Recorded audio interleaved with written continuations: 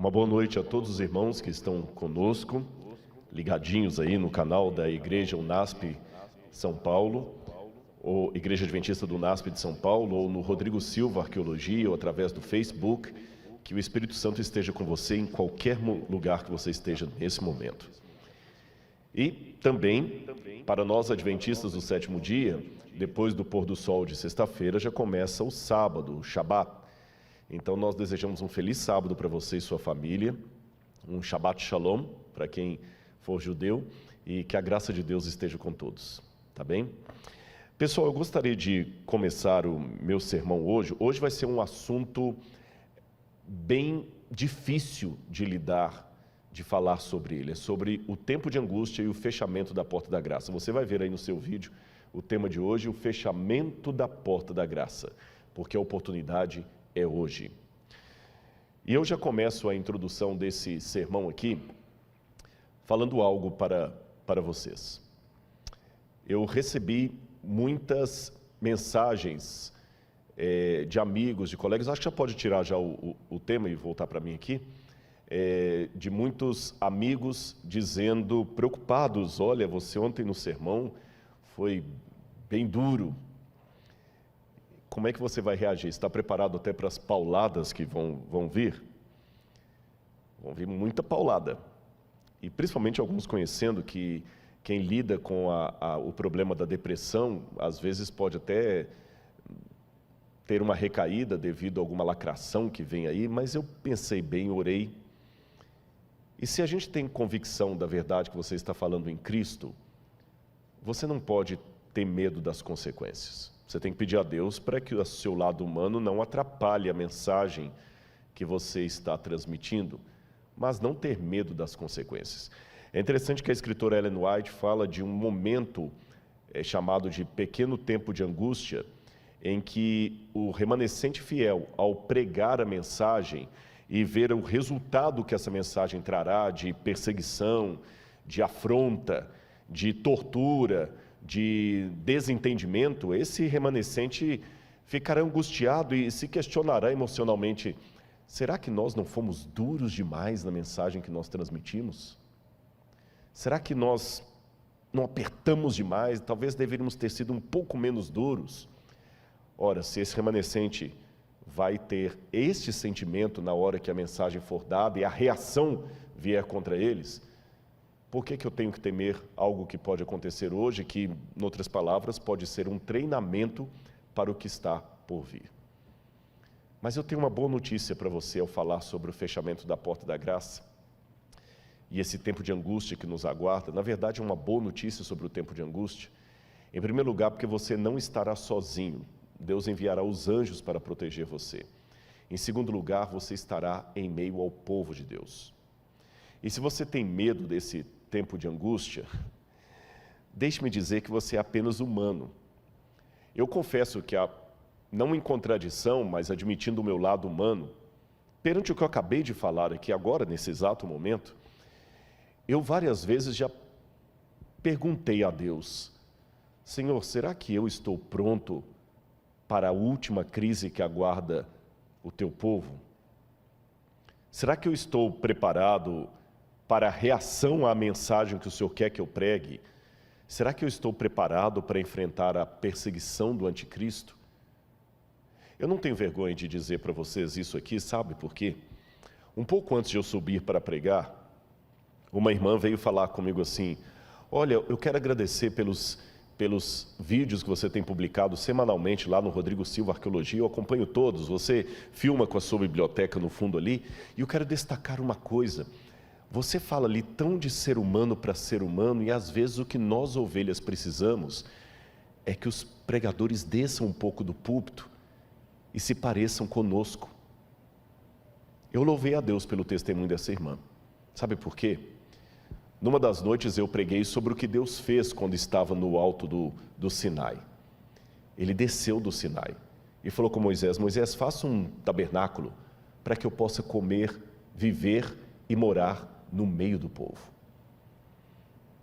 Deus desceu do Sinai da glória dele. E esse ato de descer do Sinai foi mais emblemático ainda quando esse Deus se fez carne e habitou no meio de nós, sentindo as nossas dores, os nossos medos, as nossas frustrações. Imagina o que é passar a noite inteira orando a Deus para que o Espírito Santo o guie na escolha dos 12 apóstolos e entre eles aparecer um Judas Iscariotes. Eu sei que teologicamente tem uma questão se Jesus realmente chamou Judas ou apenas o aceitou. O fato é que Judas estava ali e numa das vezes Jesus falou: não vos chamei em número de 12.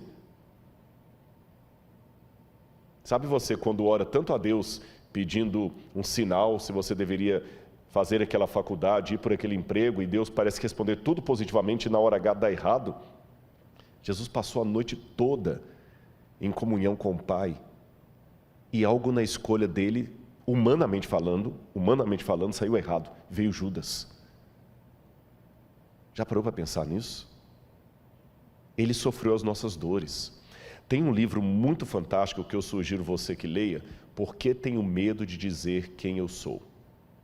Se eu não me engano, eu tenho que conferir, acho que é de Erich Fromm esse livro, eu não estou com certeza absoluta se é de Erich Fromm, mas o título é esse. Já li há muitos anos esse livro, Por que Tenho Medo de Dizer Quem Eu Sou? A essência do livro é que todos nós nos sentimos tão pequenos, e esse livro até explica o porquê da arrogância de alguns. A arrogância dele, na verdade, é apenas uma forma de mascarar o quão pequenininho ele se sente. Ele se sente tão pequeno que a maneira que ele tem de esconder a pequenez dele é sendo arrogante, ou apontando o erro do outro, porque assim o dele fica escondido. Então nós nos escondemos atrás de capas, photoshops, agora das fotos de internet, das coisas todas, porque eu tenho medo de dizer quem eu sou.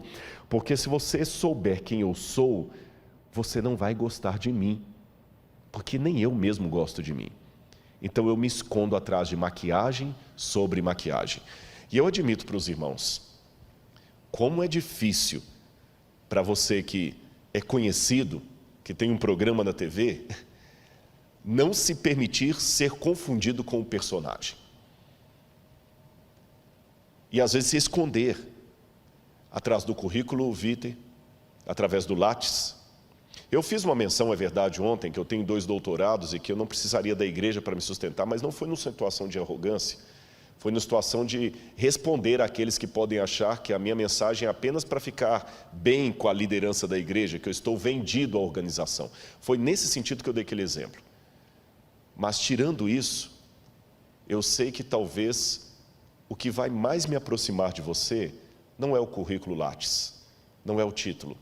É você saber que o pregador tem a coragem de admitir, perante milhares que estão agora ligados conosco, que eu ainda luto com a depressão. Eu não tenho vergonha de dizer isso.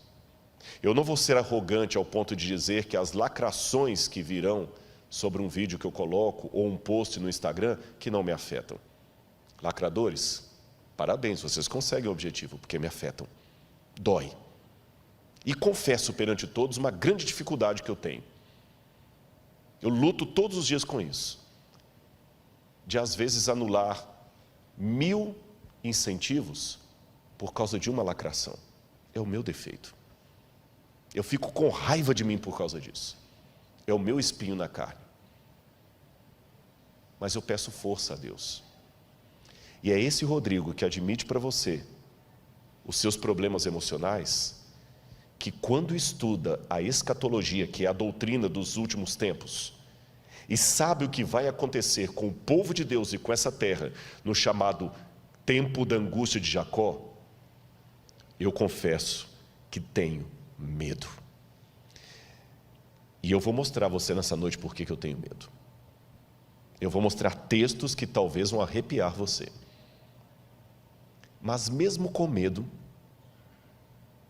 eu tenho uma palavra de conforto para dar para você e de esperança. E a minha mão trêmula para se unir à sua, só para te dizer, você está com medo? O pregador também está. Mas se Jesus falou para ficarmos firmes nele, que ele vai cumprir a promessa, vamos ficar firmes com ele.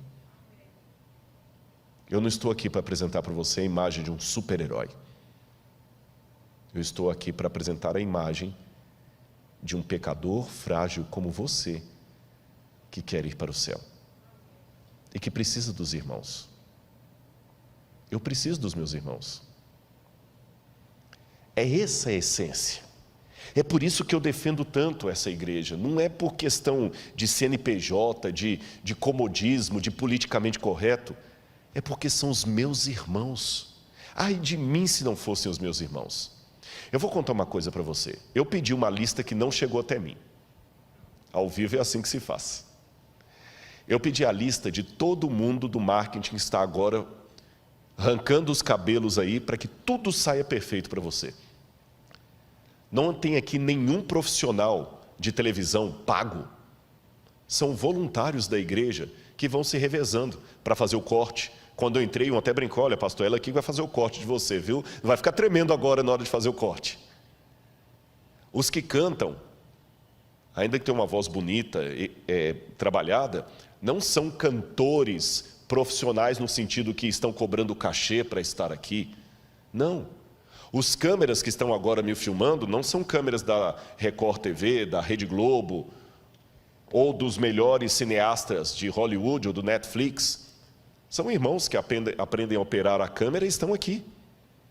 Uma vez eu dei um estudo bíblico para um homem que hoje já faleceu e que ele era ateu quando eu comecei a estudar a Bíblia com ele e se converteu a Jesus durante os estudos. Estava se preparando para batizar, mas morreu antes que isso pudesse se realizar. O seu nome, Peter Garsten.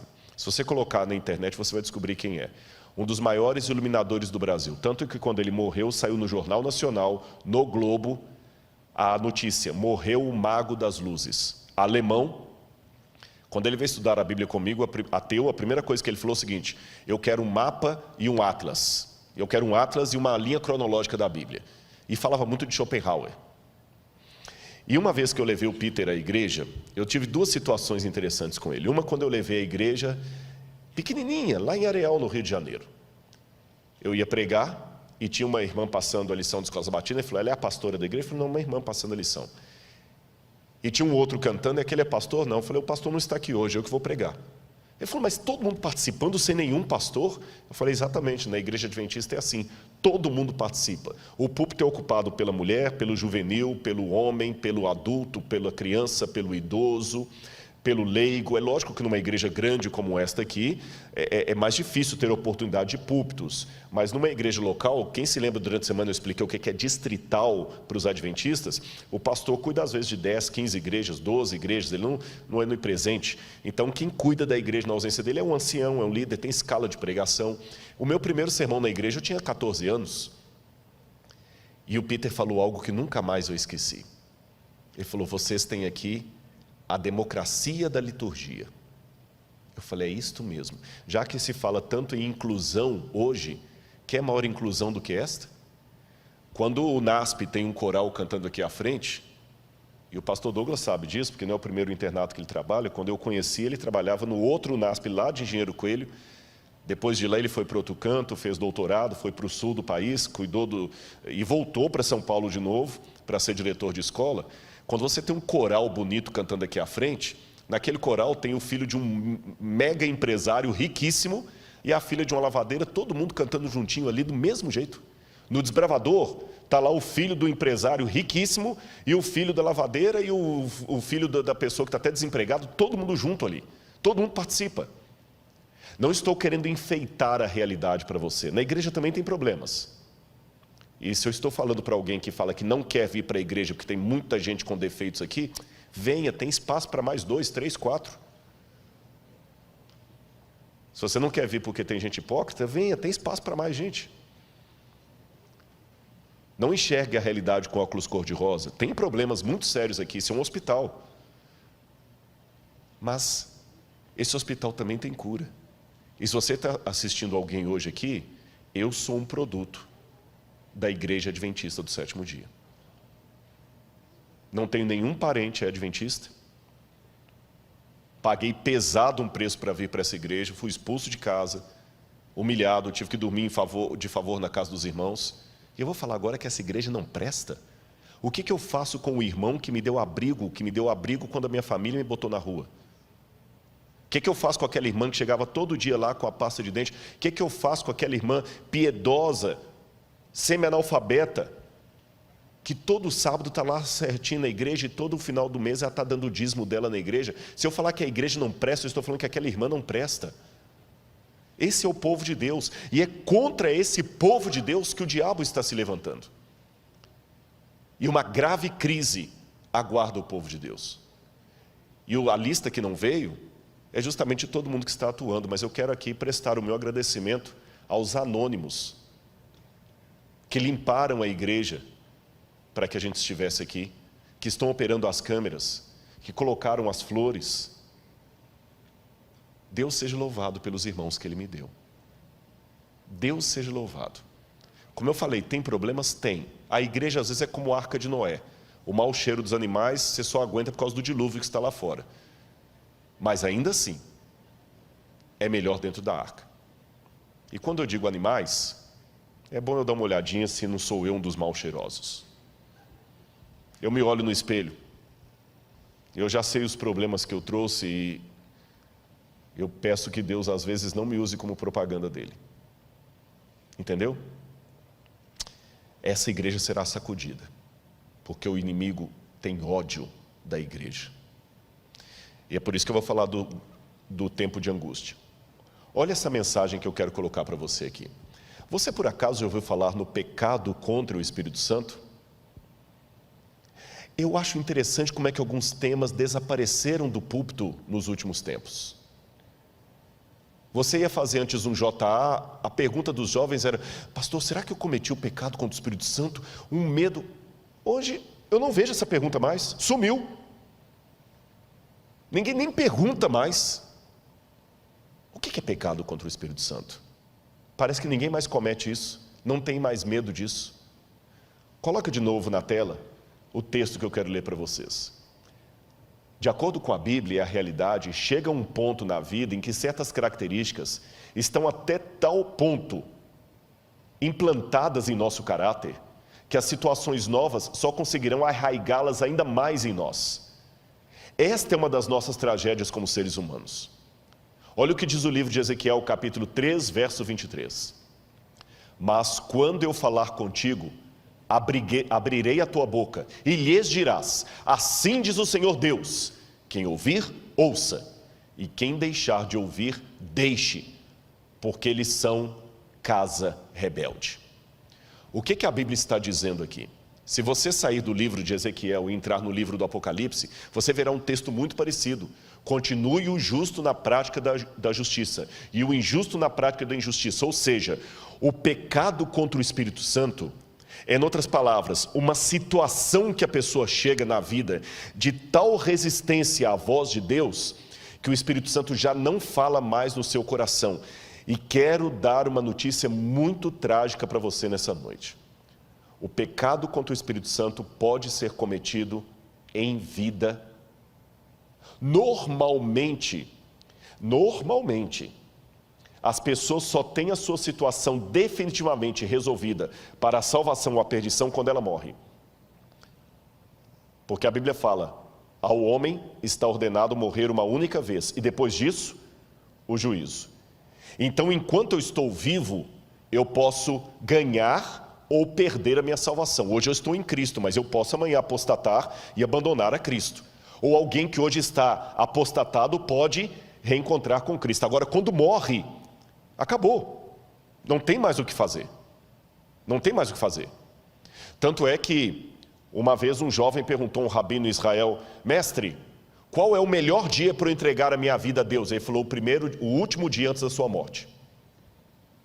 Mas eu não sei quando eu vou morrer, então faça isso todo dia. Porque depois que morre não tem mais chance. Só que há alguns casos especiais que a pessoa consegue, infelizmente, selar o seu destino ainda em vida. Sabe que os especialistas em saúde mental falam de alguns psicopatas como sendo pessoas que perderam completamente o senso de moralidade, de arrependimento. Ele já não tem mais arrependimento, ele não tem mais crise de consciência, ele não tem nem remorso. Para ele, matar uma criança depois e esquartejá-la é tão comum como para você escovar os dentes. Você não fica com crise de consciência porque escovou os dentes. Para um psicopata é a mesma coisa. Eu não sou especialista em saúde mental, mas do ponto de vista teológico, eu posso dizer que algumas pessoas conseguem atingir no plano espiritual uma situação de psicopatia espiritual. Nem eu, nem você podemos legislar e falar, é aquele ali, é aquele, nós não sabemos. Mas infelizmente há algumas pessoas que o Espírito Santo já não atua mais nelas em vida. Judas Iscariotes é um exemplo desse. Judas Iscariotes é um exemplo desse. Jesus lutou com ele até na quinta-feira da Santa Ceia, ali. Mas quando ele já saiu tomado pelo diabo de tal maneira que já não tinha mais retorno. Há outros casos também que o Senhor rejeitou e aquela pessoa não teve mais retorno. Mas note, o pecado contra o Espírito Santo não é um ato que vem da parte de Deus, ele é unilateral. É uma rejeição a tal ponto da pessoa que a voz do Espírito não é mais ouvida. Agora, o que o livro do Ezequiel e o livro do Apocalipse me diz é que chegará uma época na terra em que a rejeição, o pecado contra o Espírito Santo será de maneira tão globalizante que as pessoas já estarão com o seu destino selado em vida. Aquilo que hoje acontece de maneira esporádica na vida de um Judas, na vida de um Saul, acontecerá depois do fechamento da porta da graça de maneira coletiva. A humanidade, com exceção do remanescente fiel, estará completamente entregue a Satanás. Eles já não terão mais arrependimento dos seus atos. Serão como psicopatas espirituais. Aquele poder do Espírito Santo que ainda refreia os meus gostos, a minha vontade, não atuará mais. E eu vou descrever nessa noite como é que isso pode acontecer a partir da Bíblia e de alguns autores fora da Bíblia. Vamos ver aqui um texto que fala desse tempo de angústia. É possível rejeitar definitivamente a oferta de Cristo porque somos incapazes de aceitá-la. Um dia faremos isto, está com um erro ali. É possível rejeitar definitivamente a oferta de Cristo porque somos capazes, tá certo, de rejeitá-la. Um dia faremos isto, espero que não nós, de modo definitivo. Olha o livro de Daniel, capítulo 12, versos 9 a 10, que diz: vai, Daniel, porque essas palavras estão fechadas e seladas até o tempo do fim. Muitos serão purificados e embranquecidos e provados, mas os ímpios procederão impiamente, e nenhum dos ímpios entenderá, mas os sábios entenderão. O Apocalipse fala praticamente a mesma coisa no capítulo 22, versos 10 a 12. Então me disse ele: não seles a palavra da profecia desse livro, pois o tempo está próximo. Continue o injusto a praticar a injustiça, continue o imundo na imundícia, continue o justo a praticar a justiça e continue o santo a santificar-se. Eis que venho em breve.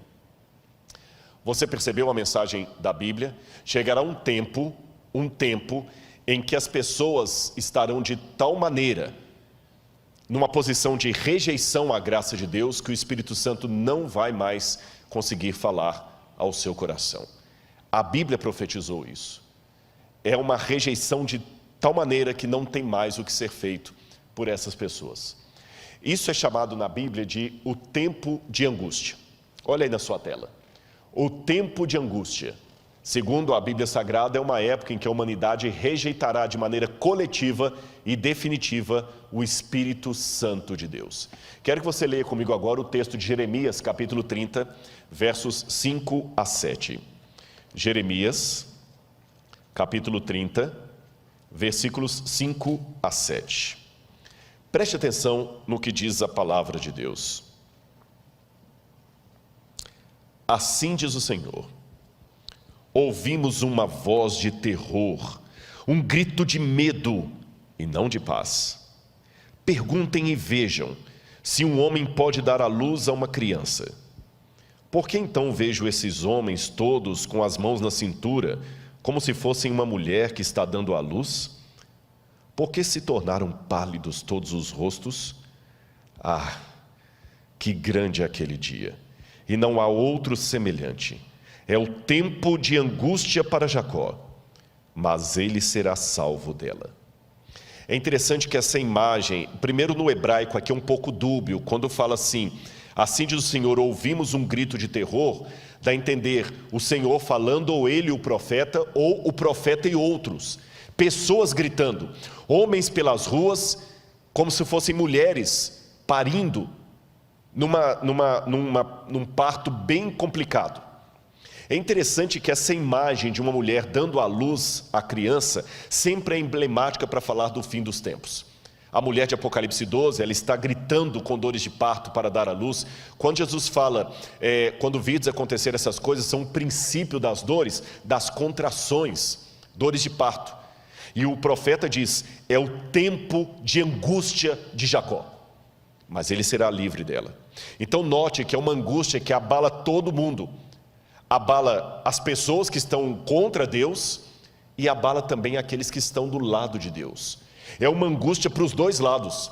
A única diferença é que os ímpios não serão salvos da sua angústia, mas os remanescentes, fiéis, o resto da descendência da mulher, estes serão livrados dela. Vamos voltar para a tela para continuar a nossa leitura. A primeira coisa que nós temos que perguntar é: que tipo de religião nós temos com Deus? De submissão ou de luta? Se há luta, como Deus luta? Um Deus que luta e prepara para a guerra, como é isso? Eu quero explicar para você como é que funciona tudo isso aí. Se você pegar assim ao pé da letra, o que significa a palavra Islã, por exemplo? Islã, em árabe, significa submissão a Alá, submissão a Deus. Um significado de nome bonito. Quando a pessoa fala, eu sou um islâmico, eu sou um muçulmano, ele está dizendo, eu me submeto a Alá, eu me submeto ao meu Deus. Agora vamos pegar a raiz do cristianismo. Nós somos descendentes espirituais do judaísmo, que por sua vez vem de Israel. E o que significa Israel?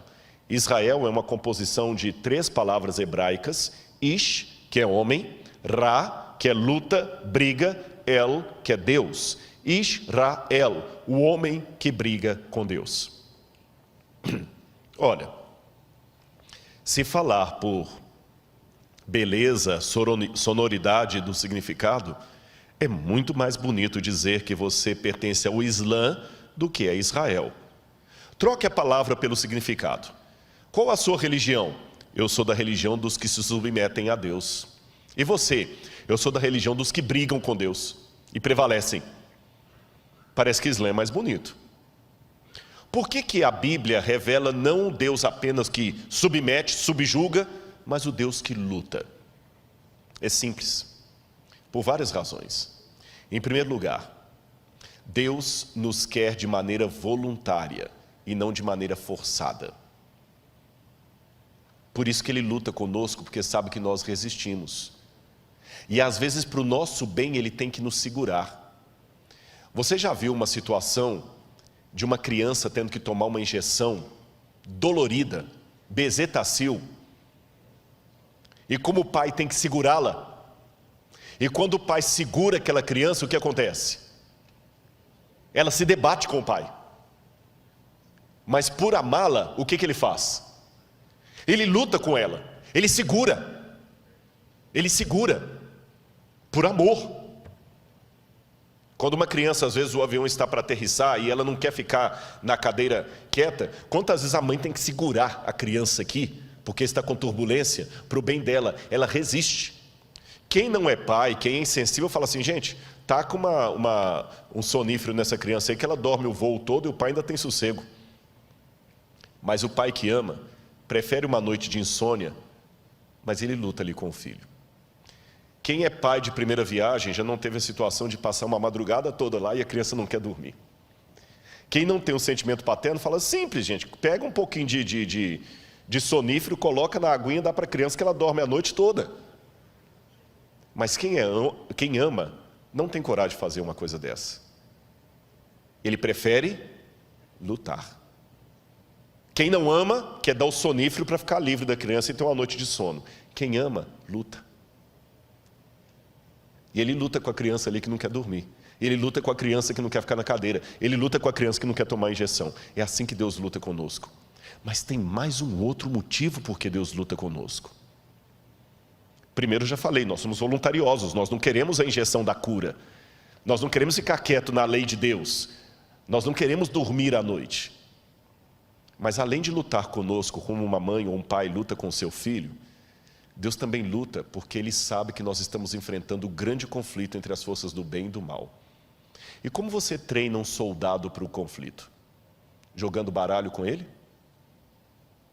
Como um soldado é treinado? Não sei se eu estou falando para alguém que teve vida militar. Você joga o camarada dentro de uma barraca e taca gás lacrimogêneo lá dentro. É como aquele filme lá do BOPE, né? Pede para sair. Por quê? Porque na guerra não pode ter frescura. Na guerra não pode ter, eu não como esse pão. Na guerra você sobrevive do jeito que estiver, ou você vai morrer. Não dá para ficar desesperado, você tem que ser frio. E a melhor maneira de treinar alguém para uma guerra é colocando-o em situação de guerra. Como é que se treina um lutador de boxe para ganhar um campeonato de boxe? É lutando com ele, é dando pancada na cabeça dele, para ele aguentar a pancada do adversário. Então, meu irmão, você está ganhando pancada atrás de pancada, Deus está treinando você para o grande conflito. Eu vou contar uma historinha para você. Infantil. Mas se Jesus contou historinhas infantis, como as parábolas, que se tornaram teses de doutorado, que a parábola é infantil. Uma mulher tinha 10 moedinhas, perdeu uma moeda, encontrou, varreu a casa, encontrou e foi comemorar com as amigas. Quer historinha mais infantil do que essa? Essa história chega a ser mais simplória do que as fábulas de La Fontaine. Mas na simplicidade da parábola infantil de Jesus, que riqueza de detalhe. Eu já vi tese de doutorado sobre essa parábola de Jesus. Então vou imitar o mestre. Vou contar uma parábola para você. Uma vez, havia um grupo de árvores, todas muito bem colocadas ali, árvores frutíferas, e o passarinho veio, bicou alguns frutos e saiu com o biquinho sujo de semente. E quando o passarinho voou com o biquinho sujo de semente, algumas sementes caíram perto das árvores irmãs, ali onde tinha água, um lugar gostoso, terra fofinha, cheia de adubo. Mas ele voou, e outra semente caiu longe, num lugar ermo, bem distante daquele arvoredo. Só que as duas sementes vingaram. Uma cresceu perto das árvores irmãs, cheia de cuidado, e a outra lá no meio do deserto, quase assim, lugar ermo. A daqui cresceu toda frondosa, bonitinha, tinha água fácil, porque o lençol freático era quase na superfície. A outra tinha que ficar esticando a raiz dela na terra para conseguir umas gotículas d'água. A daqui estava num lugar protegido. A de lá não. Quando ela começou a crescer, passou um tropel de cavalos ali de uma caravana e a quebrou. Quase ela morreu. Ela teve que crescer toda torta, toda cheia de cicatrizes. E a outra aqui toda protegida. Passou um tempo e veio um lenhador. E por ironia da vida, cortou todas as árvores daquele arvoredo, menos a caçula. Deixou. E agora, à distância, sem o arvoredo impedindo a visão, uma árvore daqui ficava olhando a irmã do outro lado. Uma cheia de cicatrizes e machucados, e a outra frondosa e bonita. Armou-se uma tempestade. Vento soprou, raios, trovões, chuva ácida. Para a árvore que estava acostumada com tantas pancadas, foi mais uma brisa.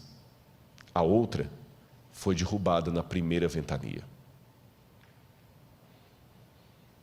Deus conhece a vida melhor do que eu e você. Se Ele está deixando você apanhar e ter cicatrizes, Ele está preparando você para algo melhor.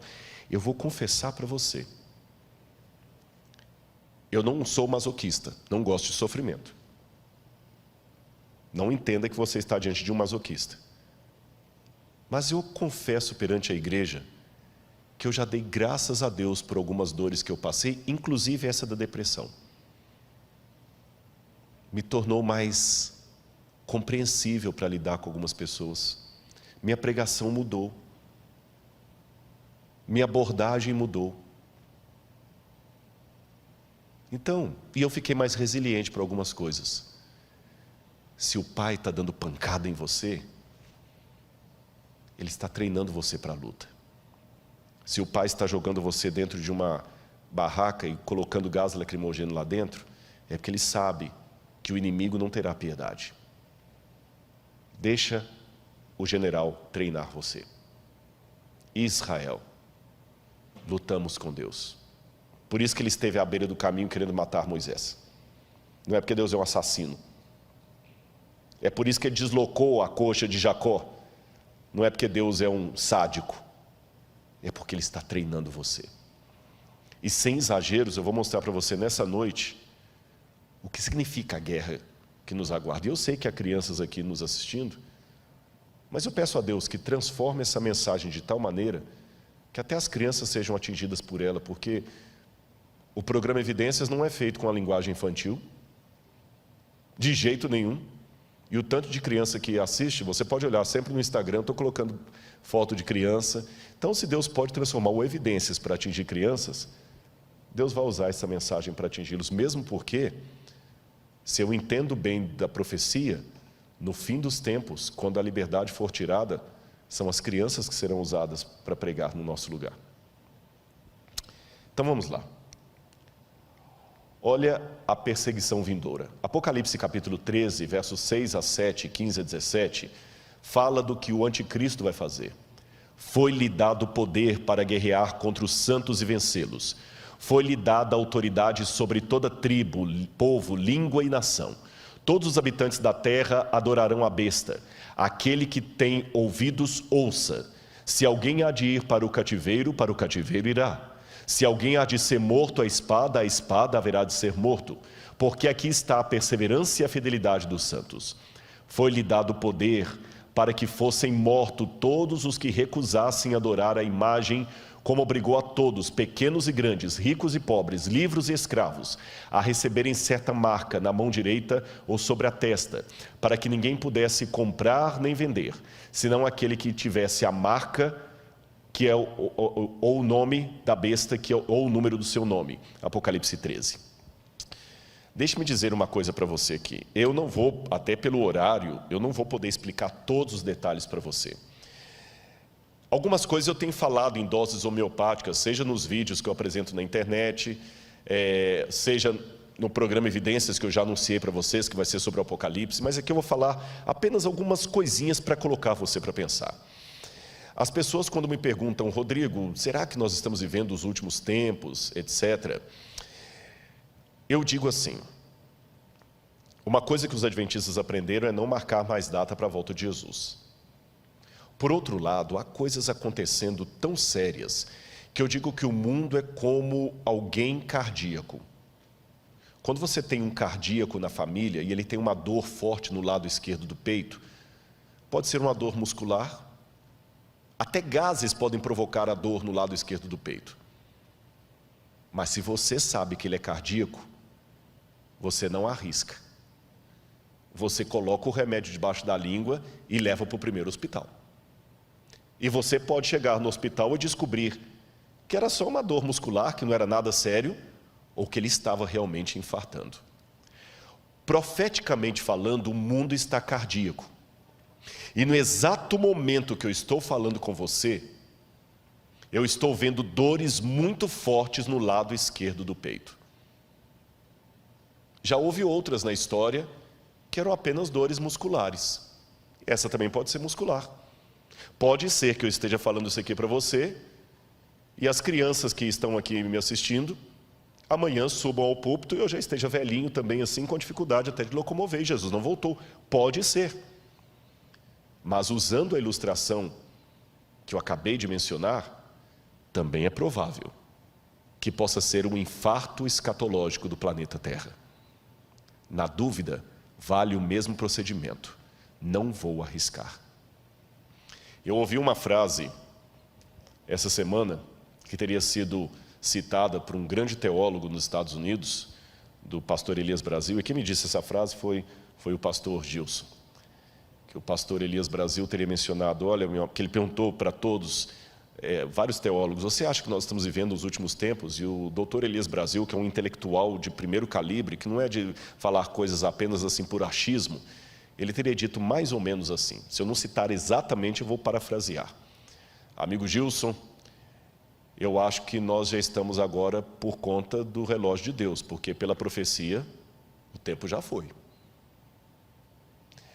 Trocando em miúdos, eu me surpreendi quando eu li Zygmunt Bauman, que não é um evangelista, não é um cristão conservador, ele já morreu, é um dos sociólogos mais respeitados. Na maratona que nós vamos fazer aqui no dia 10 de outubro, depois nós daremos mais detalhes da maratona, eu vou falar sobre Zygmunt Bauman e a sociedade líquida.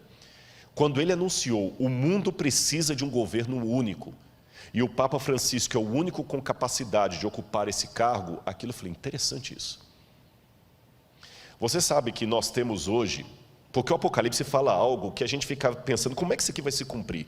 Como é que vai se cumprir? Eu várias vezes me perguntei, quando eu estudei a Bíblia com os adventistas, como é que vai ser isto, que o anticristo vai colocar o mundo inteiro sendo obrigado a cumprir uma lei? Isso é impossível. E mesmo hoje a gente pergunta assim, nessa rivalidade, eu acabei de ver uma mensagem agora da ONU, o presidente Bolsonaro falou algo lá, o Trump falou algo, depois veio o Emmanuel Macron e desfez tudo o que o Bolsonaro falou, mesmo assim criticou a China, porque vocês sabem que a China está sendo acusada de ter até campo de extermínio, ou campo de concentração com muçulmanos, estão questionando a China de desrespeito aos direitos humanos, o outro está questionando a China da questão do Covid. Aí o Irã está de relações cortadas com os Estados Unidos. Eu estive no Irã no ano passado e achei interessante que em Teherã eu não podia usar cartão de crédito, porque não tinha, ele não trabalha com cartão de crédito internacional. Eu cheguei em Teherã, se eu não tivesse um pouco de dinheiro no bolso, eu ia ter problema no hotel. Não aceita cartão de crédito por causa do embargo americano. E eu pensava, Senhor, como é que vai unir o Irã com os Estados Unidos, com China, com França, todos assim, opostos? Como é que no Brasil vão unir pessoas de direita e de esquerda, são tão antagônicos?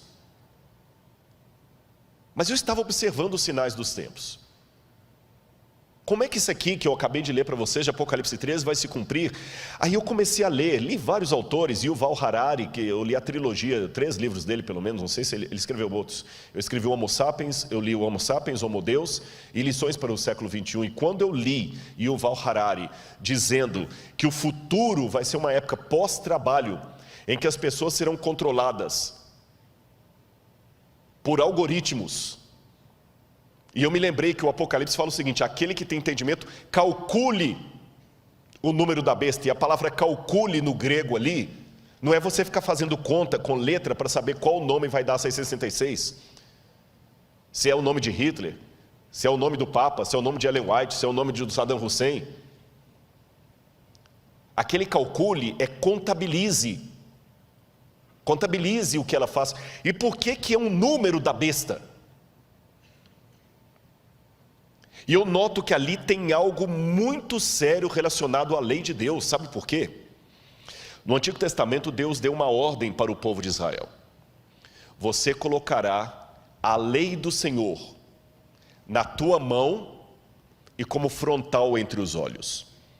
Eu não sei se você já viu alguma cena de Israel, que tem o judeu orando lá no no Muro das Lamentações, e ele fica orando lá, né? Baruch haba Beshem Adonai Eloheinu melech. Ele fica orando lá no Muro das Lamentações, e aqui ele tem uma caixinha preta na testa, e ele amarra aqui no braço.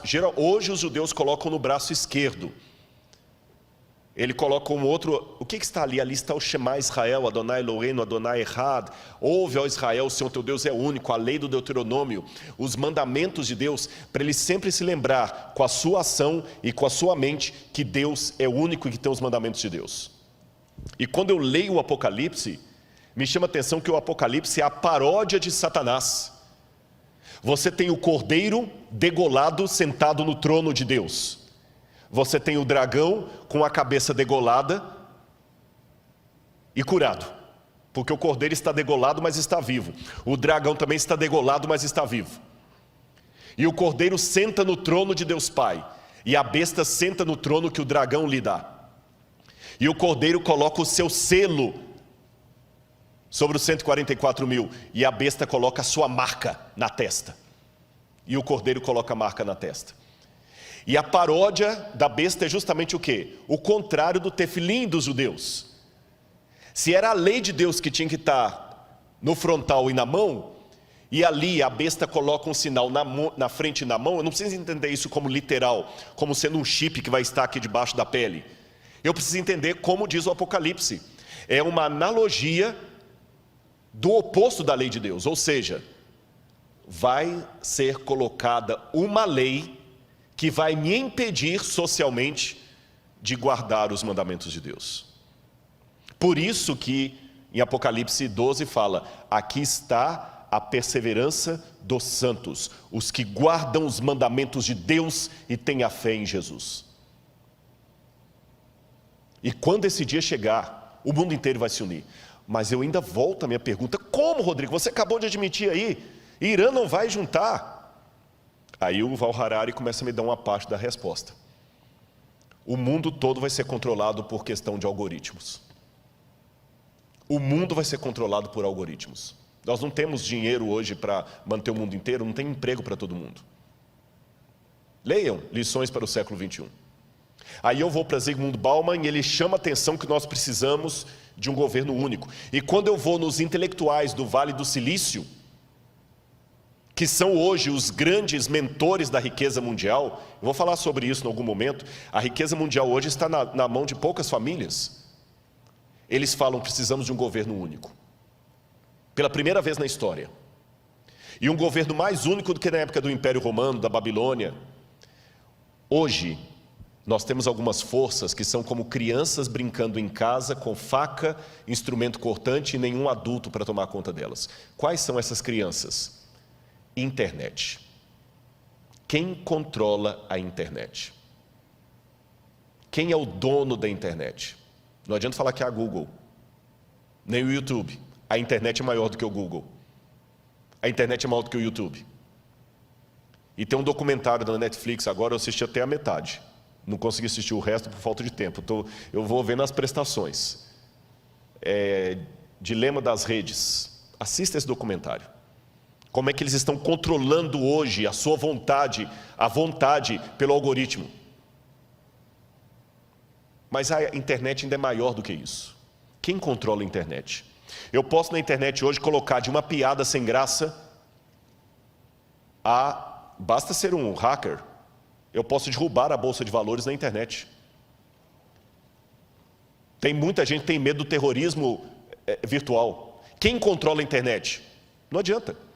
Eu até estava conversando com o pessoal da mídia, que eles falam de alguns que entram para derrubar canais. Eu falei, mas por que não entra na justiça? Ele falou, não adianta, porque cada canal está num país diferente, qual legislação que vai seguir? Não existe uma legislação mundial para controlar a internet. E ela é muito perigosa para não ficar na mão de ninguém. Segundo, quem controla bolsas de valores? Quem controla? Hoje é tudo na base da especulação. Teve o problema na China, o Brasil agora está com 800 bilhões de déficit por causa da China. Quem controla a bolsa de valores? Está tudo ligado. Se cair a bolsa de valores de Hong Kong, você nunca foi a Hong Kong e você pode perder o seu emprego aqui por causa disso. A montadora vai fechar porque caiu uma bolsa de valores onde você nem existia. Bolsa de valores é especulação. E quem controla uma criança tão perigosa como essa? Terceiro, tráfico de drogas e de armas. Lavagem de dinheiro. Qual a legislação internacional? Aí o camarada, como aquele italiano que estava no Brasil, que agora foi extraditado, vai para um outro país e fica lá exilado. Quem controla? Quarto, crise ecológica. Essa briga, se a Amazônia do Brasil nacionalizar a Amazônia do mundo. O Emmanuel Macron falou que a Amazônia é do mundo. Não quero aqui entrar em polêmica de nacionalismo nem de política, mas o exemplo da Amazônia é claro. Se nós não cuidarmos da Amazônia, o mundo inteiro paga. Se a China continuar com a emissão de ar, com a emissão de poluentes e os Estados Unidos, nós vamos pagar. Você está percebendo? Internet, bolsa de valores, O NASP, pastor Douglas sabe disso, é um administrador.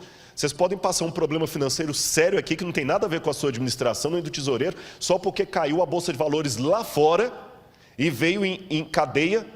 Quem controla essas crianças soltas dentro de casa? Quem controla?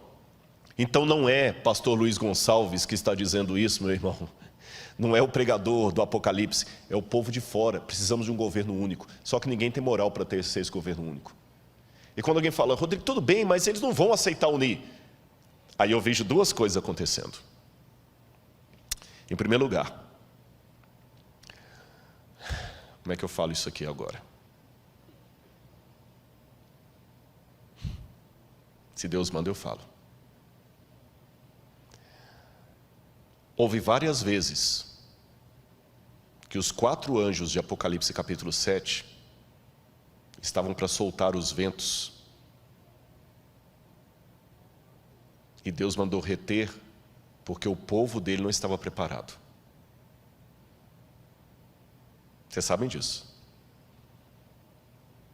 Eu tenho a ligeira impressão, não estou afirmando, ligeira impressão, que os ventos estavam para ser soltos esse ano. O que nós teríamos no início do ano, que eu estava a ponto de ver o que ia acontecer para unir o globo num governo único? O Papa Francisco estava reunindo líderes do mundo inteiro para propor uma nova agenda, que cobrisse a questão ecológica, a questão da economia, a questão da família, e todo mundo estava para mandar representantes no mês de março. E coladinho nisto, fazendo parte do mesmo projeto, o 5G. Que quem entende de internet sabe melhor do que eu o que significaria o 5G no mundo. O 5G vai ser mais do que o advento da internet. O mundo seria outro. E na hora que essas duas coisas estavam para transformar o mundo, Covid. Parou tudo. Estou perguntando, não estou afirmando. Estou pensando com os meus botões. Será que Deus falou assim, eu vou permitir esse vírus para parar o mundo, porque o povo de Deus ainda está dormindo demais? E nós ainda estamos parados aqui esperando? Eu fiz teologia. E fui professor de alguns pastores que estão aqui. Mas eu falava com eles em sala de aula, que por melhor que a gente tentasse prepará-los, eu nunca ia conseguir preparar você para expulsar um demônio, para dar uma notícia de morte. E eu odeio isso. É um osso do ofício. Eu não quero ficar orando por pessoas que estão doentes, não é porque eu não me simpatizo por elas, é justamente por me simpatizar com elas, que eu não gostaria que ninguém mais estivesse doendo, sofrendo, vocês entenderam? Não é com prazer que eu atendo uma oração. Rodrigo, você pode orar por minha mãe, ela recebeu o diagnóstico, agora está com Covid, está entubada. Não é com prazer que eu faço aquela oração. Há orações que eu faço com prazer, há orações que eu faço por necessidade. Essa é de necessidade. Eu não quero mais orar por ninguém no hospital. Eu não quero mais ter que apelar para alguém voltar para o povo de Deus. E até quando Deus vai reter os 4 ventos? E Deus, na sua sabedoria, fez 2 coisas, na minha humilde opinião. Ele retardou os planos do 5G, retardou a união global do Papa, e mostrou para você que ainda está incrédulo, que o mundo pode, a despeito das diferenças políticas, se unir em torno de um mesmo propósito. Seja de esquerda ou de direita, está todo mundo usando máscara. Seja a França ou o Irã, está usando máscara. Seja Israel ou a Arábia Saudita, estão usando máscara. O Covid parou o mundo. Parou o mundo. Um decreto mundial pode parar o mundo. É isso que o Apocalipse falou que vai acontecer. Eles estão pedindo um governo, agora fala-se localização, não é mais globalização. Como eu disse, eu posso estar equivocado, e daqui a 30 anos alguém usar esse sermão e falar, Rodrigo Silva, 30 anos atrás achando que Jesus ia estar perto de voltar, mas pode ser que eu não esteja equivocado. Volto à ilustração do homem infartado, com dores no peito. Na dúvida, se eu tenho alguém que tem problema cardíaco, eu levo para o hospital. E eu tenho certeza que qualquer médico vai falar, nota 10, é isso mesmo. Leve para o primeiro hospital, deixe o médico diagnosticar. Você não brinque. Como eu não sou especialista em história mundial, eu não brinco, eu corro. Mesmo porque a volta de Jesus para mim não deve ser só uma doutrina, tem que ser um desejo. Agora, como é que eu posso entender o tempo de Auguste? Alguns teólogos pensam que seria o sofrimento de Israel no ano 70, eu não acredito assim. Outros pensam que seriam os sofrimentos da igreja ao longo das eras. Outros pensam que seria uma metáfora que nunca se tornará histórica, os idealistas. Outros, eu estou entre eles, pensam que será um caos mundial no governo do anticristo. Tanto aqueles que são pós-tribulacionistas, que acreditam, como eu, que Cristo voltará depois da tribulação para buscar o seu povo, e aqueles que são pré-tribulacionistas, acham que Jesus vai arrebatar a igreja. Mas deixe-me mostrar que essa é uma crença antiga. Vou mostrar algumas imagens para vocês. O Didaquê, ou Didaquê, que é o ensino dos 12 apóstolos, um documento cristão do 2º século, já dizia: quando a ilegalidade aumentar, eles vão odiar, perseguir e trair uns aos outros. Então o enganador do mundo aparecerá reivindicando ser o Filho de Deus. Ele fará sinais e maravilhas, e a terra será entregue em suas mãos. Ele fará coisas iníquas que não foram vistas desde o início do mundo. Então a humanidade entrará no fogo da provação, e muitos serão levados a tropeçar, e muitos perecerão, mas aqueles que perseverarem em sua fé serão salvos da maldição. Ou seja, essa doutrina que eu estou mostrando para vocês agora não é modismo. Não é porque eu estou empolgado com o Covid e estou dizendo, é agora, é agora, é agora. Não é, sabe, eu acho que Apocalipse não pode ser, a hermenêutica do Apocalipse não pode ser a Folha de São Paulo, nem a revista Veja. Tem gente que fica vendo o Apocalipse sempre assim atrás, é agora, é agora. Não é isto, mas também não é o extremo de você não analisar com prudência os sinais dos tempos. O que eu estou falando agora e que está no livro Grande Conflito, já era dito há 2000 anos. Que Satanás fará parecer que Cristo veio. Ou seja, aquilo que eu leio no livro Grande Conflito gera o pensamento dos cristãos primitivos que conviveram com aqueles que conviveram com o que escreveu o Apocalipse. Não foi uma coisa inventada pelos protestantes do século XIX em diante, ou dos adventistas, ou whenever. Eu quero mostrar outra passagem para você. Se você pensa que é só adventista que pensa assim, você vai se surpreender. Veja isso aqui. O Dr. John Ladd, um dos mais famosos teólogos batistas, no seu livro The Blessed Hope, a Bendita Esperança, diz que a bendita esperança não é a libertação da tribulação, é a união com o Senhor em sua vida. Ou seja, John Ladd acreditava que Jesus voltará depois da tribulação e a igreja passará pela grande tribulação. Os irmãos católicos que estão comigo ligados nessa noite, olha o que diz o catecismo da Igreja Católica, nos parágrafos 675 e 677. Vou ler o catecismo da Igreja Católica. O catecismo é a versão oficial da Igreja Católica. Antes da segunda vinda de Cristo, a igreja precisa passar por uma provação final que sacudirá a fé de muitos crentes. A perseguição que acompanha a sua peregrinação na terra revelará o mistério da iniquidade na forma de um engano religioso que é o anticristo, um pseudo-messianismo pelo qual o homem se glorifica a si mesmo no lugar de Deus e de seu Messias que veio em carne. Noutras palavras, o catecismo também me ensina que haverá um tempo de angústia, um anticristo que vai enganar ao mundo e perseguir a igreja. Está no catecismo. E os evangélicos? Vamos ver mais uma citação. Billy Graham. Eu ouvi o som distante de cascos e vi os cavaleiros do mal no horizonte de nossas vidas. Há sérios problemas à frente para o nosso mundo, para todos nós que vivemos nele. Será uma época de conflagrações nucleares, holocaustos biológicos e apocalipses químicos rolando sobre a terra, levando o homem à beira do precipício. A história vai fundo na batalha do Armagedon.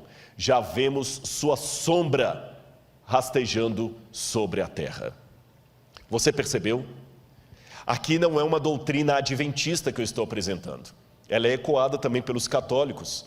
pelos evangélicos representados por John Ladd e por Billy Graham, que apesar de serem batistas, são respeitados em todas as igrejas, metodistas, presbiterianas. E para os adventistas do sétimo dia, eu vou citar um texto de Ellen White, uma das pioneiras dessa igreja, que está falando a mesma coisa que o catecismo. Ellen White está falando a mesma coisa do catecismo, a mesma coisa do Didache, a mesma coisa que diz Billy Graham. Veja o que diz Ellen White: não há o que exagerar. O tempo de angústia como nunca houve está prestes a manifestar-se sobre nós e necessitamos de uma experiência que agora não possuímos e que muitos são demasiado indolentes para obter. Dá-se muitas vezes o caso de supor maior angústia do que em realidade o é. Isto não se dá, porém, em relação à crise diante de nós. A mais vívida descrição não poderá atingir a grandeza daquela prova. Naquele tempo de provações, toda alma deverá, por si mesma, estar em pé perante Deus. O que Ellen White está falando aqui? Não há o que exagerar. Tudo que você vai descrever, você pode exagerar. Mas não tem como exagerar o grande conflito. O tempo de angústia vai ser tão terrível que ela diz: por pior que eu pinte o quadro, será pior ainda. Entendeu por que eu admiti que eu tenho medo? Entendeu por que eu admiti que em alguns momentos eu falo: Senhor, eu não sei se eu vou aguentar? Eu estou sendo franco com os irmãos. Se Deus resolver que eu fique entre aqueles que terão o privilégio de ver Jesus voltando, Senhor, que Ele me proteja. Porque vai ser o pior tempo da história. E você entendeu por que nós não podemos brincar? Irmãos, eu quero passar mais rápido aqui, porque meu tempo está acabando, mas esse assunto é tão importante, e ele não pode ser negligenciado, e eu tenho certeza, há uma promessa, que quando o livro do Apocalipse for aberto e estudado, haverá um revivamento no meio do povo de Deus. Por isso que eu me preocupo com algumas interpretações que estão tendo do Apocalipse por aí. Uma vez alguém falou: o que você acha das interpretações de fulano de tal? Eu falei: eu só vou colocar uma coisa. Luiz Gonçalves prega o Apocalipse e pessoas se batizam na igreja. Fulano de tal prega o Apocalipse e a igreja se divide. Onde é que eu estou vendo o fruto do Espírito? Eu não estou aqui querendo fazer jogo de comadre, mas chama minha atenção que essa igreja aqui está batendo o recorde durante a pandemia de visualizações na internet. Eu desconheço outro pregador, outro púlpito que está com a média de 80, 100 mil visualizações toda semana. Não estou fazendo jogo de comadre, eu não preciso disso. Mas como eu sou franco para fazer a crítica, eu tenho que ser franco para fazer a defesa. Curioso que você tem pregado aqui, pastor Gilson, só temas de Apocalipse. Eu sei que o pastor Gilson tem o bom dom de pregar. Eu sei que ele é um homem dedicado a Deus e já foi pastor de grandes igrejas. Mas permita-me aqui, pastor, sem nenhuma invalidação, eu não acho que é a sua experiência pastoral que está dando esses números, nem o seu talento. É o Espírito Santo correspondendo à promessa que Deus fez. Prega Apocalipse. Eu falo muito de arqueologia, mas a arqueologia não deve ser o foco da minha mensagem. Tem que ser Cristo. E mesmo Cristo tem que explicar. A mensagem tem que ser cristocêntrica, mas ela tem que ser teológica. Porque não basta apenas pregar Jesus. Que Cristo eu estou colocando no meio? Que Cristo? E as 3 mensagens angélicas eu tenho que pregar. Temei a Deus e dá-lhe glória, pois é chegada a hora do seu juízo. Caiu a grande Babilônia. E se alguém adorar a besta e a sua imagem, vai receber a sua marca. Eu não tenho que ter medo desses temas, mesmo que venha retaliação por falar essas coisas. Porque junto com a retaliação, virá o que Deus já está cumprindo no seu ministério aqui. Pessoas vão se reavivar. Deixe-me mostrar mais uma coisa. E mesmo que eu passe um pouquinho do tempo hoje, mas eu quero contar com a sua paciência, porque esse assunto é importante. Seria isto, coloca no ar, por favor. Seria isto uma síndrome de vitimismo, falar de perseguição do povo? O vitimismo pode ser uma forma social de compensar a identidade de grupos religiosos inexpressivos.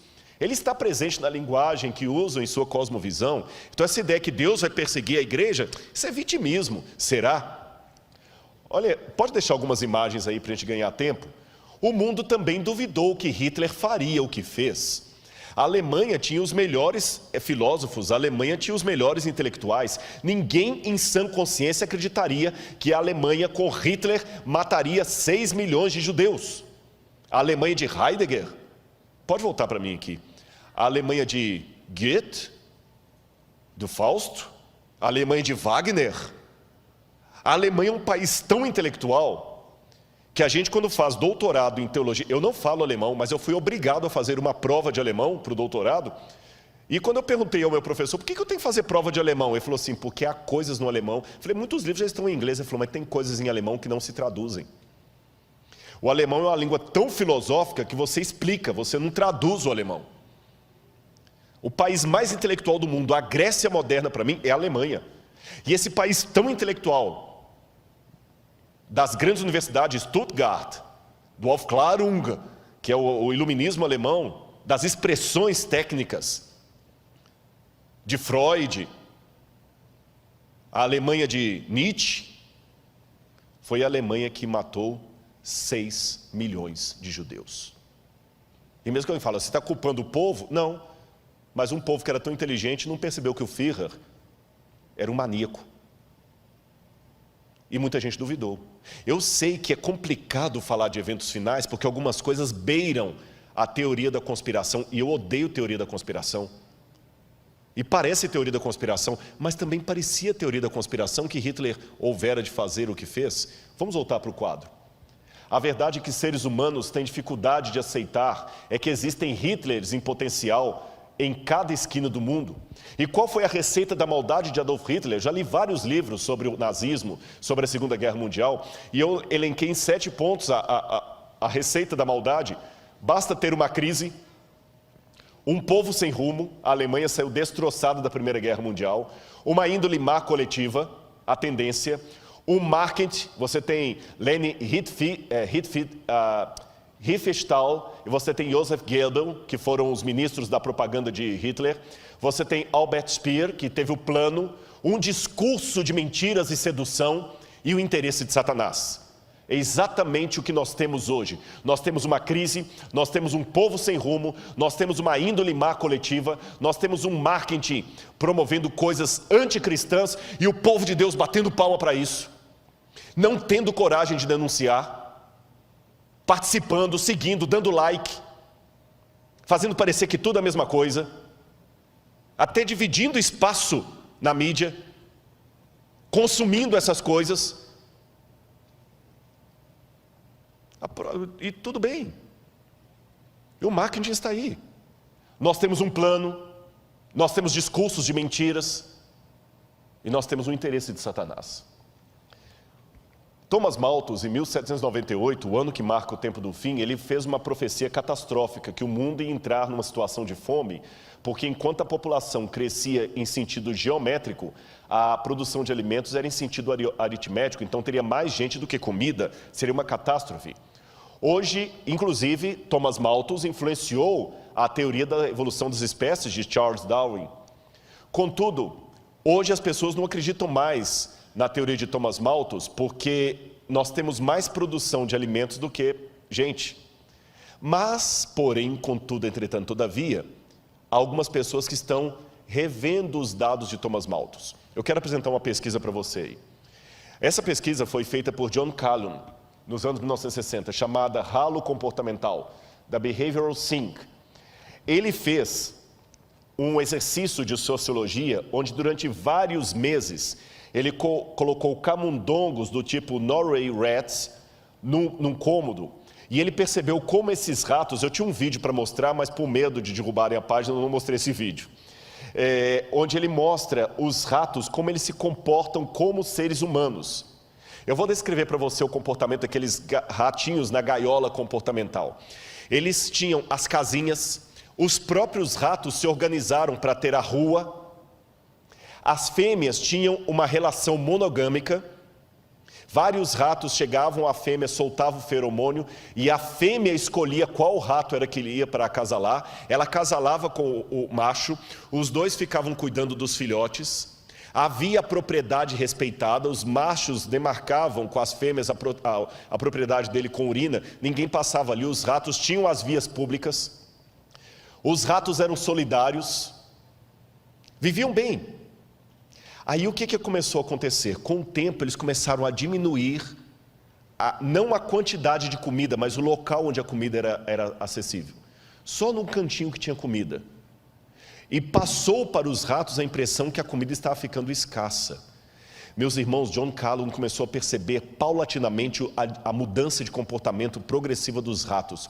Como é que eles foram ficando mais agressivos uns com os outros, mais agressivos, a ponto que os ratos agora já não começavam mais a respeitar as vias públicas, começavam a invadir propriedade privada. Agora as fêmeas não eram mais respeitadas na época em que ela estava no cio. 4, 5 ratos atacavam uma mesma fêmea fora do cio, copulavam com ela, vários ratos, e depois a matavam. A violência começou a estar ali, e alguns ratos começaram a se organizar em verdadeiras gangues. E começaram a matar uns aos outros, e começou a diminuir a população, porque os ratos iam ficando cada vez mais agressivos e mudando o comportamento deles. E começaram a fazer coletivos de ratos, que começaram a morar agora em lugares tipo um apartamento, e os ratos dominantes ficavam no topo e obrigavam os outros ratos a irem levar comida para eles, e batiam nos outros ratos e começavam a descer em gangues. Olha a descrição da pesquisa de John Calhoun nos últimos dias. Ele começou a registrar que entre os machos havia 4 tipos de personalidade que começavam a ficar cada vez mais acentuadas. Haviam os machos dominantes, também chamados de bonitos, altamente agressivos. Havia machos homossexuais, insinuavam-se a membros do mesmo sexo, ou fêmeas estéreis, que eram atacadas pelos dominantes. E antes que alguém ache que é homofobia o que eu estou falando, não é homofobia não, meu amigo, eu só estou repetindo o dado de uma pesquisa científica que foi apresentada. Não havia esse comportamento antes da crise. Agora começavam machos se insinuando sexualmente para machos. Tá certo? Não estou falando agora que o homossexual é uma distorção, que é uma doença, não estou falando nisso, eu estou apenas descrevendo o que aconteceu. Está ali nos dados, pega o artigo científico, eu coloquei até a foto do artigo científico, é só isso que eu estou falando. E não havia esse comportamento antes. E essa situação de machos se insinuarem para machos começou a ficar cada vez mais comum. A situação de machos agredindo fêmeas e até matando-a começou a ficar mais comum. É isso que eu estou acentuando. Outro detalhe, vamos voltar para a tela. Havia os passivos que começavam a mover como zumbis entre a população, completamente apáticos.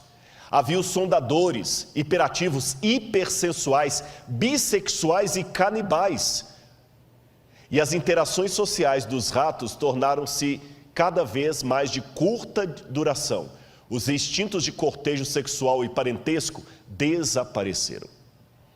E quando John Calhoun, que não era um evangelista, não era um teólogo, não era um pastor, ele terminou de fazer essa pesquisa, a primeira pergunta que todos fizeram é: será que o que aconteceu no laboratório com os ratos pode acontecer com a humanidade se a previsão malthusiana de Thomas Malthus vier à tona? Será que nós vamos ficar assim?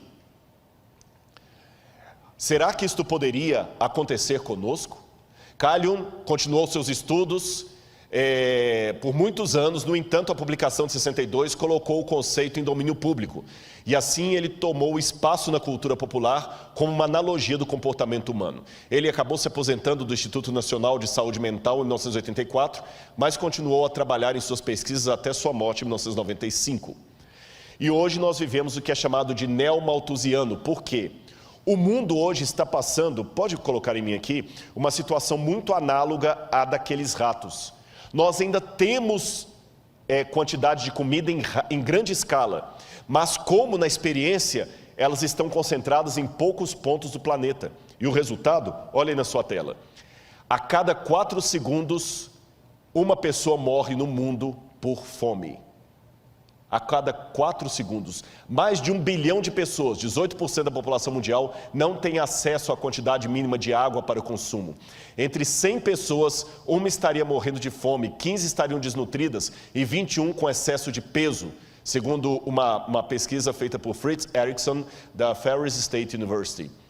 Enquanto isso, no chamado mundo de Deus, novos estudos observam que, apesar dos progressos das últimas décadas, cerca de 800 milhões de pessoas não têm simplesmente o que comer.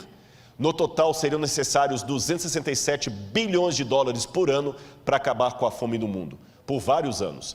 Se você quiser acabar com a fome de uma vez só, quiser acabar com os problemas de saneamento, saúde e outros mais, eu precisaria de 1,2 trilhão de dólares por ano para acabar com a fome e com os problemas de desigualdades. Onde eu conseguiria 1,2 trilhão de dólares no mundo? Pode continuar com a tela. Onde nós conseguiríamos tanto dinheiro?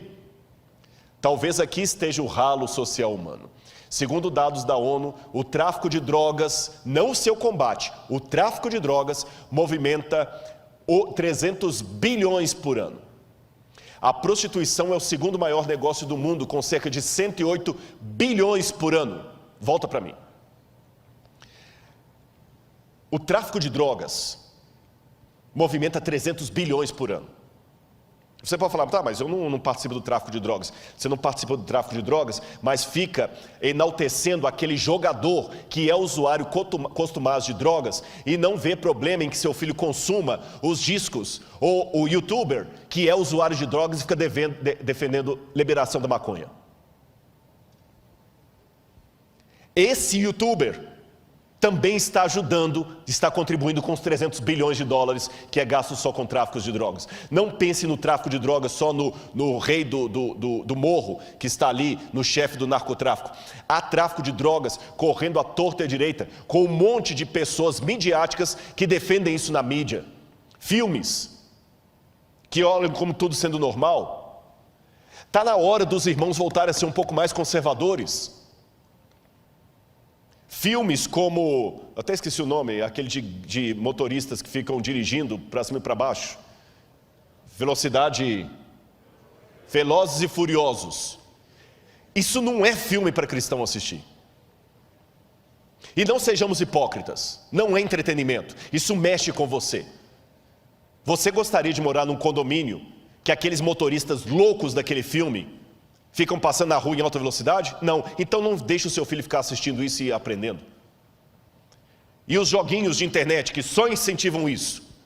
Eu conheço pais casados que às vezes a esposa está fazendo a comida lá e ele está jogando esses joguinhos violentos, cheios de coisa. Isso não é entretenimento para cristão? E quando é que a gente vai ter que dar a cara a tapa e falar que nós devemos voltar ao conservadorismo? Não ao tradicionalismo. Tradicionalismo é besteira. Mas um pouco de conservação não faz mal. E a promiscuidade que eu falei. Muitas mães acham lindinho vestir as meninas como a Anitta. E se falar de modéstia cristã agora, você virou moralista, chauvinista, patriarcal. E ninguém fala contra essas coisas, mas está movimentando tudo aquilo ali. Vou mostrar mais dados, coloca de novo aí. O terceiro lugar é ocupado pelos bancos, que movimentam cerca de 115 bilhões. Embora nem todo mundo mude, algumas entidades acumulam seus cofres até 800 bilhões em ativos. Em 2019, só para vocês terem uma noção, 2.153 bilionários tinham o equivalente a 60% do PIB mundial.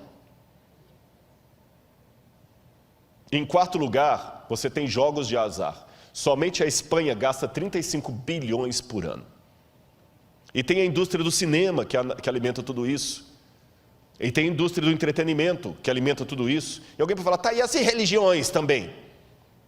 Bom, eu não posso falar de todas as religiões, mas eu posso dizer que na igreja adventista às vezes tem problema financeiro.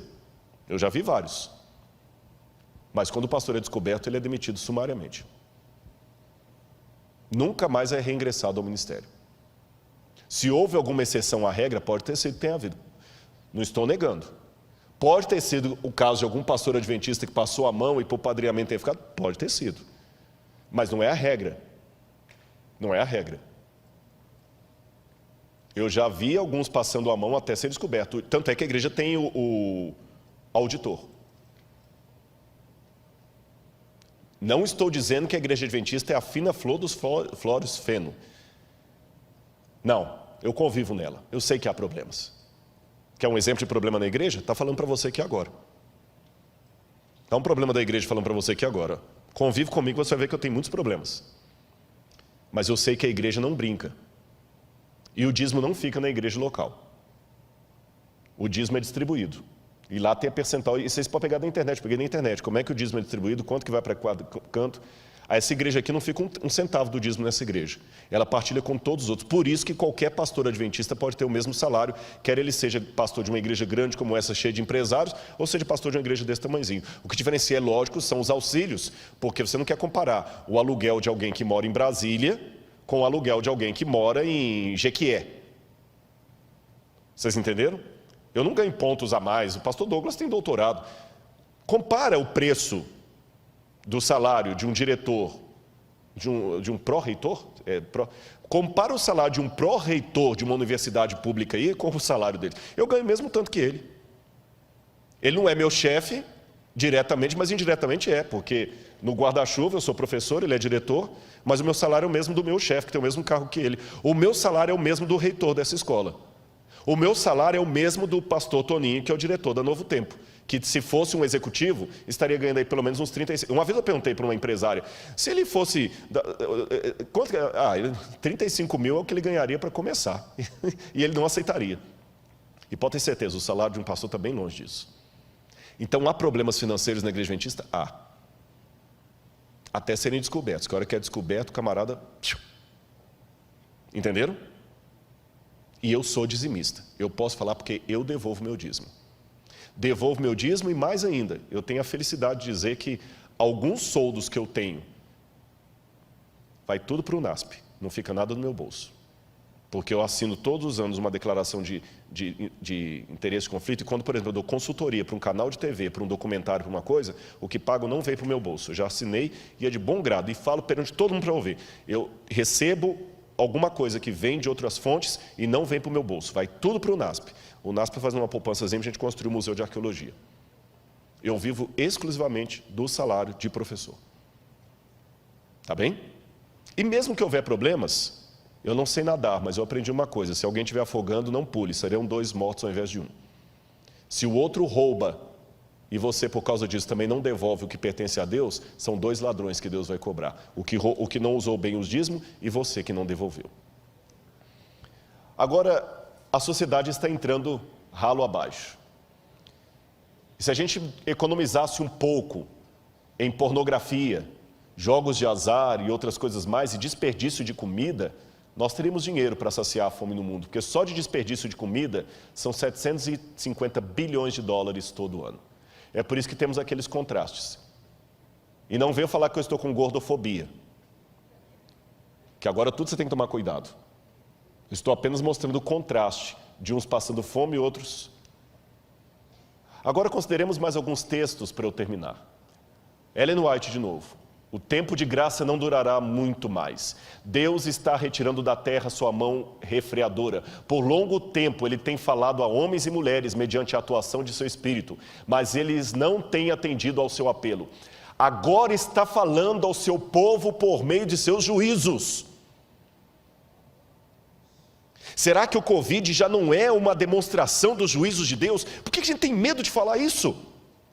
Por que eu acredito que o fogo que caiu em Sodoma e Gomorra é fogo de Deus? Por que eu acredito que as pragas que caíram no Egito é praga de Deus? Por que o Covid? Não fale, por quê? Rodrigo, mas você está me ofendendo, porque o meu pai morreu de Covid. Não, não estou. Sabe por quê? Eu dei o exemplo ontem aqui. Babilônia não veio por acidente de história. Foi Deus que mandou a Babilônia como um juízo sobre Israel. E Daniel, sendo fiel a Deus com seus companheiros, foi parar onde como escravo? Na Babilônia. Então, até que o fechamento da porta da graça aconteça, pessoas fiéis a Deus acabam sendo atingidos pelo juízo de Deus. A única diferença é o seguinte: se Deus permite que um filho, uma filha dele fiel, sofra as consequências do seu juízo antes do fechamento da porta da graça, é para que aquilo sirva de testemunho para outros, da mesma maneira que ele permite o martírio de pessoas que morrem por sua fé.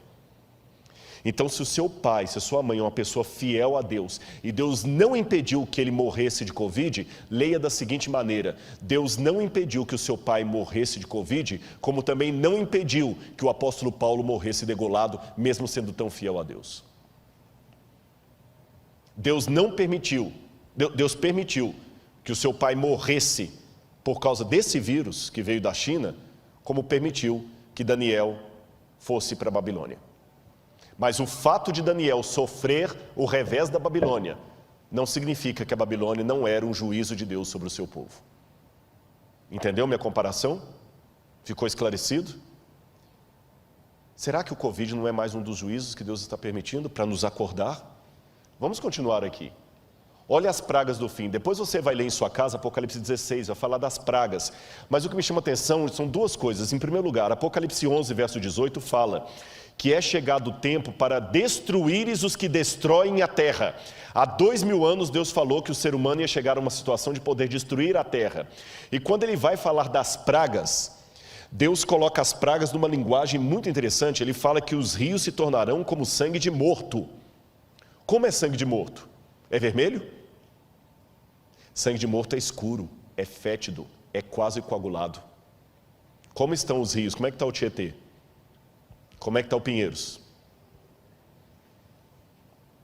Deus falou que o sol ia esquentar sobre o povo. A camada de ozônio agora, efeito estufa. Deus falou que iam vir pestes perniciosas. Olha aí o tanto de doença. Mas, olha o que Ellen White escreveu. As pragas podem ser o megafone de Deus, lembrando de C.S. Lewis. Ela diz, as pragas de Deus já estão caindo sobre a terra, arrebatando os edifícios suntuosos como um sopro do fogo de Deus. Esses juízos não farão que os cristãos professos caiam em si. Deus permite que sobrevenham para que o mundo se acautele e os pecadores temam e tremam diante dele. Um pouquinho das taças da ira de Deus já tem permissão para cair na terra. E o mar é afetado e os elementos da atmosfera. As causas dessas condições incomuns estão sendo investigadas, mas inutilmente. Deus não tem impedido que os poderes das trevas levem avante sua nefanda obra de poluir o ar, uma das fontes da vida e nutrição com um miasma fatal. Não somente é afetada a vida vegetal, mas o homem sofre de epidemias. Estas coisas são o resultado de gotas das taças da ira de Deus que estão, presente do indicativo ativo, sendo borrifadas sobre a terra e constituem apenas débeis representações do que ocorrerá no futuro. Interessante que Ellen White escreveu isso em 1891, mas o primeiro livro para falar sobre poluição no mundo só foi publicado na década de 1930 por Rachel Carson, chamado Silent Spring, Primavera Silenciosa. Somente em 1930 foi publicado o primeiro livro do mundo falando de poluição. E Rachel Carson foi ridicularizada pelos cientistas da época.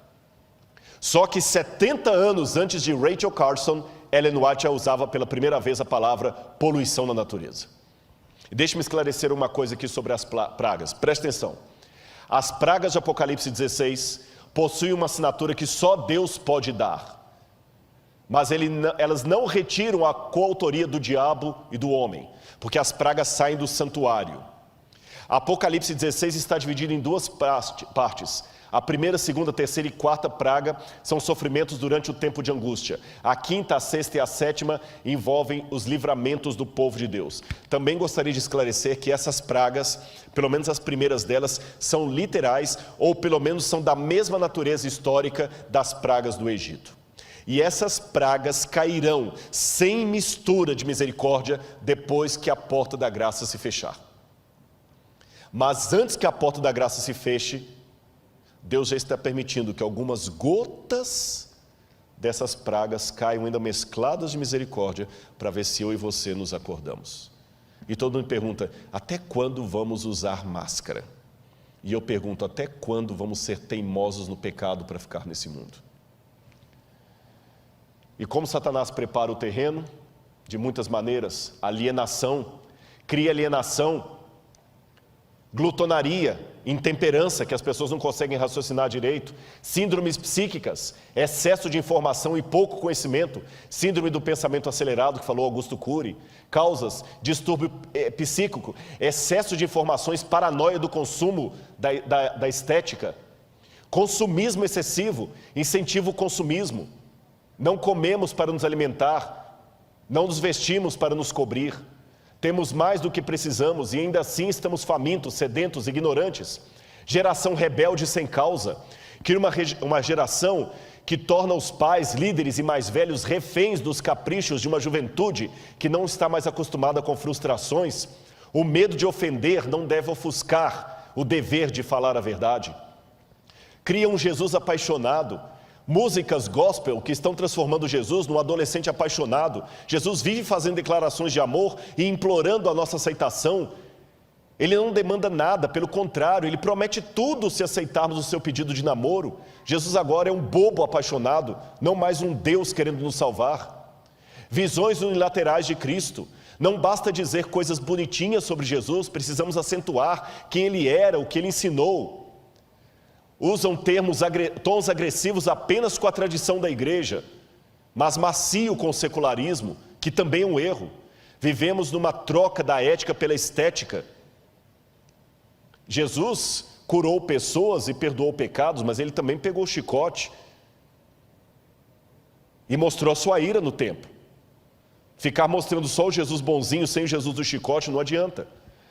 Sabe, uma igreja às vezes que torna pessoas muito apáticas, legalistas ou apenas emocionalistas.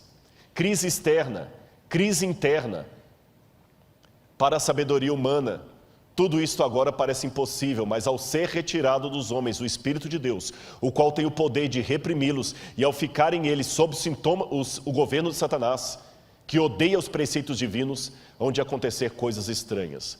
Quando o tremor e o amor de Deus são removidos, o coração pode se tornar muito cruel. E eu termino apenas colocando para vocês um pensamento aqui de Sigmund Freud, o pai da psicanálise. Freud dizia o seguinte, que o ser humano só é diferente por causa das convenções sociais. Freud dizia, derrube as necessidades de sobrevivência e sexo e afeto, nem sempre afeto é sexo, e o ser humano se tornará completamente um animal, porque a única coisa que nós temos de nosso é o eros e o thanatos, necessidade de afeto e sobrevivência. Trocando em miúdos, o que Freud quis dizer? Quando você vê uma pessoa toda elegante comendo como um lord inglês, é porque tem comida suficiente para todos. Por isso que ele come bem, mas o outro esfomeado come de qualquer jeito. Mas o Freud dizia que se você tiver apenas um prato de comida para os dois e eles estão famintos, tanto o lord inglês como o sem-teto vão comer desesperadamente como cachorro. Freud dizia, você só não ataca o outro para pegar o prato de comida dele porque tem comida para os dois. Mas se não tiver comida para os dois, quem tiver maior força, leva. Então, segundo Freud, quando nós estivermos em situação de caos, todos nos tornaremos animais irracionais. Porém, um ex-discípulo de Freud, chamado Viktor Frankl, que foi prisioneiro de Dachau e de Auschwitz por ser judeu, quando ele sobreviveu ao campo de concentração nazista, Viktor Frankl fundou a terceira escola de psicanálise de Viena, e ele discordou de Freud. Ele disse, o que Freud teorizou sentado nas poltronas de veludo vitorianas, eu vi na prática, porque no campo de concentração tiraram de nós o respeito, tiraram de nós a comida, a proteção, tiraram tudo. E quando tiraram toda a dignidade humana que estavam em nós, alguns companheiros judeus cumpriram exatamente o que a teoria de Freud sinalizou, se tornaram animais. Porque eu vi judeus se prostituindo porque estavam excitados uns com os outros. Eu vi um judeu se prostituindo para ganhar um pouco mais de sopa no café da manhã. Eu vi um judeu matando o outro para roubar as botas dele. Realmente se tornaram animais. Por outro lado, eu vi heroísmo de onde não se esperava. Eu vi alguns se tornando mártires. Eu vi judeu trocando de lugar com judeu para ser fuzilado no lugar de alguém que era mais velho. Eu vi alguém que estava com fome dar o seu prato de comida para o outro porque ele estava mais debilitado. Eu vi alguns tirando energia, força e solidariedade de onde menos se esperava. Então, o que eu concluo, discordando de Freud, dizia Viktor Frankl, é que diferente do que ele teorizou, na hora da crise, é que as máscaras caem. Aí que o verdadeiro caráter vem à tona. Na hora da crise, alguns se transformam em porcos, mas outros se transformam em santos. Quando o fechamento da porta da graça ocorrer, ou até um pouco antes, porque eu acho que o Espírito Santo não vai sair da terra assim de maneira estanque, ele vai começar a sair aos poucos. Que o mundo estiver completamente enlouquecido, louco, varrido. Eles não vão estar tão unidos assim, porque o Apocalipse fala que os 10 chifres vão se unir com a mulher, mas vão odiar a mulher. Então o Irã vai continuar odiando os Estados Unidos, a China vai continuar odiando a França e assim por diante. Os de esquerda vão continuar odiando os de direita, os ateus vão continuar sendo ateus. Mas assim como todos obrigatoriamente se uniram em torno do Covid, eles vão se unir em torno do anticristo, nem que seja provisoriamente. E quando, como diz o catecismo, como disse Billy Graham, como disse o Didarré, como disse Ellen White, quando o diabo fizer parecer que Cristo veio, meu Pai, que Deus nos proteja da loucura coletiva desse mundo. Porque muitos se transformarão em porcos, mas outros se tornarão santos. Qual dos dois papéis você desempenhará? Fique ao lado de Jesus. Eu quero convidar o dueto para cantar a música final. E durante a música eu vou pedir para eles colocarem o QR Code. Se você sentir no seu coração o desejo de estudar mais a Bíblia, conhecer mais isto, entre em contato através do QR Code, aceite esse apelo, aceite a Jesus, materialize isso através do QR Code. Mas Rodrigo, peraí, eu sei que você ficou até agora, o tempo está estourado, mas você só falou de desgraça, tragédia, onde é que está o bem de tudo isso? Quando a gente está com quem você ama, você não tem medo. Uma vez um pai perdeu a esposa num grave acidente. E ele chegou em casa, e ele não quis ir para casa de ninguém, e depois do velório, ele estava na sala, tudo escuro, ele chorando, Deus, o que vai ser da minha vida, como é que eu vou criar minha filha? Daqui a pouquinho, ele só viu um chorinho, papai, vem cá, papai está aqui. E os passinhos vindo no corredor assim, com medo, estou com medo, vem cá, papai está aqui. Estou com medo, papai está aqui. Ela foi para o colo dele e ela falou assim, papai, a mamãe não vai voltar, né? Não.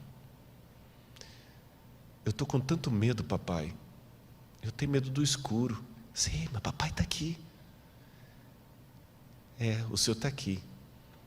Não precisa acender a luz. Eu estou com saudade da mamãe. Eu estou com medo do escuro. Mas eu sei que o senhor está aqui em casa. Então eu vou dormir tranquila. Eu vou contar para você uma coisa.